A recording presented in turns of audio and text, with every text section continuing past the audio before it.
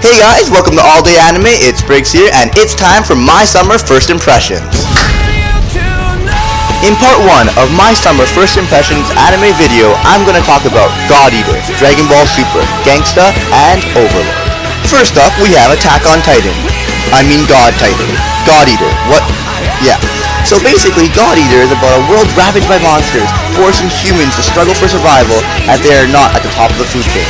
Sounds a tad familiar. Okay, so the first episode of this anime kind of cheesed me, but you know what cheesed me even more? Every reviewer that ripped it apart and said not to give it a chance. So I'm going to start off by saying that this anime, along with the 4 other anime I'm going to talk about in my video, I recommend in one way or another. God Eater, another one of Ufotable's works. Ufotable produced Fate Zero, one of my absolute favorite anime of all time. They've also made Fate Stay Night Unlimited Blade Works, which I've obviously liked just a little bit less than Fate Zero. So the fact that I've always managed to enjoy their work, in one way or another, is the first reason I'm giving this anime a chance. Like I said before, the first episode was a little boring and generic, but you absolutely cannot judge an anime off the first episode. Many of Ufotable's other works' first episodes weren't mind-blowingly amazing either. In the first episode, I saw potential for what could be a really good anime. I saw an amazing-looking anime. The characters had a little bit of a glow to them, which I found a little bit weird, but it still looked absolutely fantastic. With many badass-looking characters that I feel can really make this anime awesome. I can absolutely admit that the plot was a little lacking and didn't meet my expectations, but the show just started, who knows where it'll go. It absolutely looked beautiful, and I can tell that the fight scenes are going to get intense, which is something Ufotable always does good. Most reviewers released their opinion prior to the 3rd episode being released. In the 3rd episode, I saw both the plot and characters begin to develop. No, I'm not saying that this anime is going to be revolutionary, but it's definitely worth a watch, especially if you've enjoyed any of Ufotable's previous works. If you want to watch God Eater, you can expect a great-looking anime, badass characters holding huge weapons and swords as if they're trying to compensate for something. 6 fight scenes, and a half-decent-ish plot. Overall, if you like any of Ufotable's previous works, you'll probably end up liking this one. Next up, we have Dragon Ball Super, a show I know myself and many others have been waiting for in desperation. The last episode of Dragon Ball Z aired in 1996, and here we are today getting a new series in 2015, and that's pretty fucking unreal. Okay, so Dragon Ball Super is a continuation of Dragon Ball Z. This basically means that they're assuming that Dragon Ball GT never occurred because of the fact that it was a pile of soup.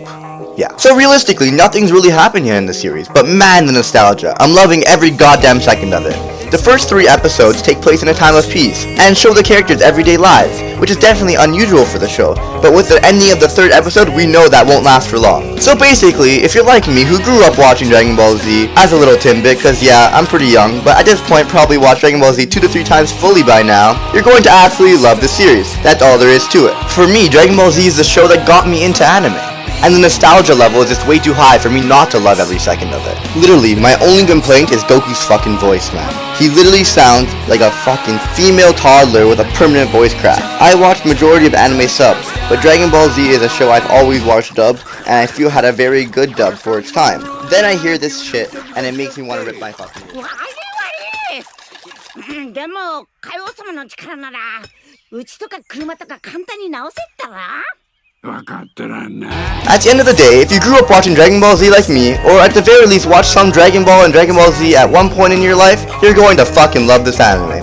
If you're watching Dragon Ball Super for the first time without watching the previous shows, it's not like you're not going to be able to follow or understand the show, it's more like you won't appreciate it for what it is. For myself and many others, we will happily watch some overly jacked Super Saiyan 17 men fight to protect the universe from some random evil threat time and time again. Next up, we have Gangster, and I'm going to try to keep this impression short and sweet. Gangsta is absolutely an anime I would refer to as mature. Sex, nudity, gore, and coarse language, along with the majority of the cast being much older than your typical anime. I found this pretty refreshing and original when comparing it to most anime I usually watch. It follows the story of Nicholas and Warwick, and this whore. These 2 men are experts in their trade and have many years of experience together. Their trade, of course, being fucking everyone up when called upon, also known as Veneria. Basically, gangsters for hire. So, if you want a refreshing change of pace from your typical teenage scene and are down for 2 old guys fucking everyone up when called upon with lots of gore, sex, swearing, which everyone needs in their life, then you will most likely enjoy this anime. Next up, we have Overlord, another stuck in a VMMO RPG anime, but this one's got a little twist. Cause so far, 4 episodes in, only one guy seems to be stuck in the game he absolutely loves, with a bunch of NPCs, and surprisingly, it was very enjoyable to watch him converse with his guild NPCs as their undead leader, and deal with NPC enemies using his vast knowledge of the game. He knows so much about. I may be slightly biased because this has always been a fantasy of mine, and I would absolutely swap with him any day of the week. And I have to say that this is my new waifu. Yeah. Okay, so my only complaint as of right now is he hasn't had any complications or difficulty overcoming any obstacle. Everything seems slightly too easy. But then again, the show just started, so there has to be some form of difficult adversary or objective soon, right? Well, hopefully. Other than that, the show is pretty sick and enjoyable, and took a very original look at a stuck in a VMMO RPG. Well, hope you guys enjoyed my Summer Anime 2015 Part 1 First Impressions. I'll drop a Part 2 with 4 more anime shortly. If you did, comment, rate, and subscribe.